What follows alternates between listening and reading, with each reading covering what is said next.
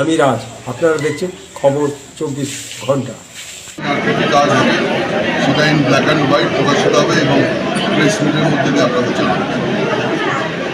পরীক্ষা করা উচিত, ওনার চক্ষু পরীক্ষা করা উচিত এবং তার জন্য সরকারের স্বাস্থ্য বিমা রয়েছে, স্বাস্থ্যসাথী রয়েছে এবং ব্যক্তিগতভাবে আমার কোনো যদি সহযোগিতা বা সাহায্য প্রয়োজন হয় আপনি অবশ্যই আমার নাম্বারটা আমাকে দিন।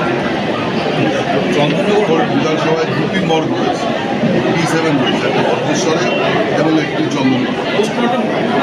হবে অনেক জায়গায় অনেক কিছু হয়নি, আবার অনেক জায়গায় যা যা হয়েছে মানুষ তার চাহিদা রোজ বাড়ে, আমারও রোজ চাহিদা বাড়ে।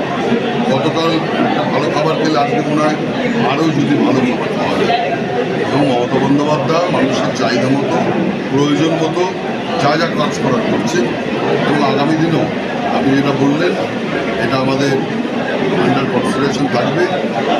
যেভাবে কেন্দ্রীয় সরকার আমাদের টাকা আটকে পেয়েছে সেই টাকা পেলে অবশ্যই আমি বিরোধীদের বলবো, শুধুমাত্র আমরা তৃণমূল কংগ্রেস কেন, আপনারাও যান কেন্দ্রীয় সরকারকে বলুন যে আমাদের বকেয়ার টাকাগুলো ছাড়তে, যাতে আপনাদের নিজেদের বিধানসভার উন্নয়নের কাজ আমরা ত্বরান্বিত করতে পারি।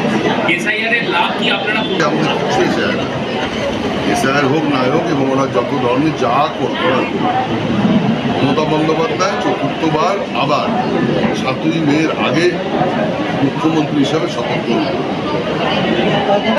প্রস্তুতি নিচ্ছে ডবল হ্যাট্রিকের জন্য। বিরোধীরা কাকে প্রার্থী দিল, কাকে প্রার্থী দিল না, সম্পূর্ণ তাদের ব্যাপার, ওদের কোনো ব্যাপারে আমরা